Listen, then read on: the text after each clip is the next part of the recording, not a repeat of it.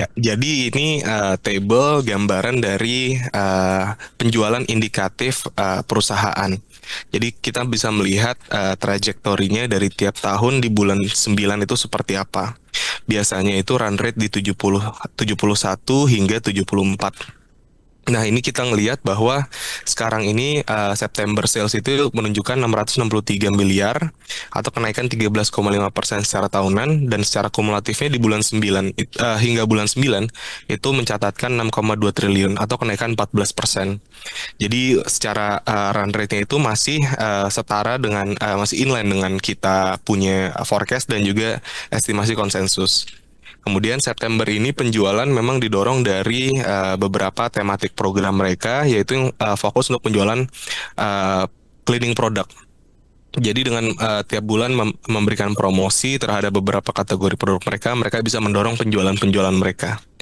Kemudian untuk kedepannya dalam Q4 nanti kita akan bisa melihat pertumbuhan ini masih di-maintain di double digit growth, tapi kalau misalkan dari yang kita lihat akan ada ekspektasi low teen growth karena memang di tahun lalu ada beberapa high base ya. Di bulan Oktober juga kita lihat sudah mulai high base, tidak hanya dari penjualan indikatifnya namun seperti SSSG-nya. Kita melihat memang untuk pertumbuhan ini masih di atas guidance management, dan juga untuk Q4 kita ada ekspektasi bahwa festive Q4 akan mendorong penjualan retail. Lanjut, mungkin kita bisa ngobrolin ke SSSD-nya. Ya, jadi untuk SSSD-nya sendiri itu mereka bisa membukukan di bulan September sini 8,8% secara tahunan, dan untuk kumulatif year to date-nya itu di 9,8%. Untuk gambaran mereka ini SSSD-nya itu guidance dari manajemen 7%. Nah, pendorongan SSSD ini didorong dari X Java yaitu di 12,3%, dan juga di Java X Greater Jakarta yaitu 9,7%. Sedangkan Jakarta masih memaintain momentum mereka di 5,7%. Untuk secara bulanannya September juga masih terlihat masih kuat SSSD-nya growth-nya di 8,8% dengan uh, karakter yang sama yaitu dari X Java yang mendorong paling besarnya. Kita sih expect untuk kedepannya bahwa Jakarta akan tetap di mid single digit, dan untuk SSSG di bulan Oktober nanti akan adanya normalisasi karena memang di Oktober kemarin ada high base.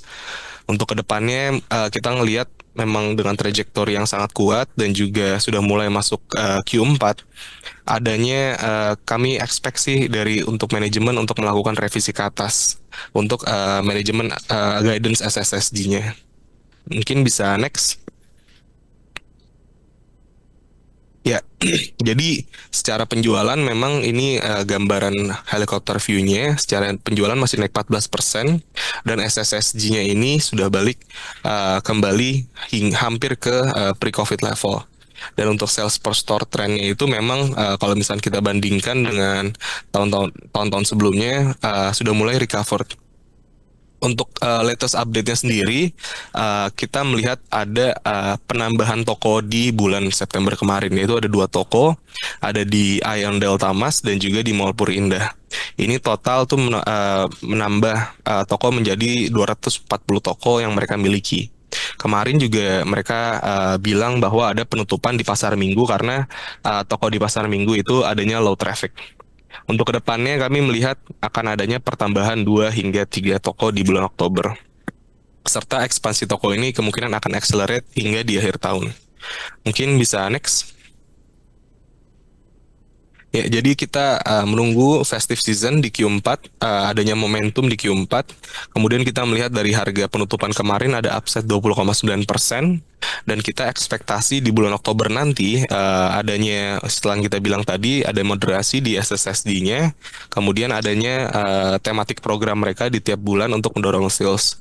Untuk bulan Oktober nanti mereka akan fokus di private label brands mereka, itu ya Stora dan juga Lugo. Untuk Q4 ini kemungkinan akan adanya higher volume dan juga foot traffic untuk S Hardware, serta banyaknya longer holiday itu akan mendorong penjualan di toko-toko mereka.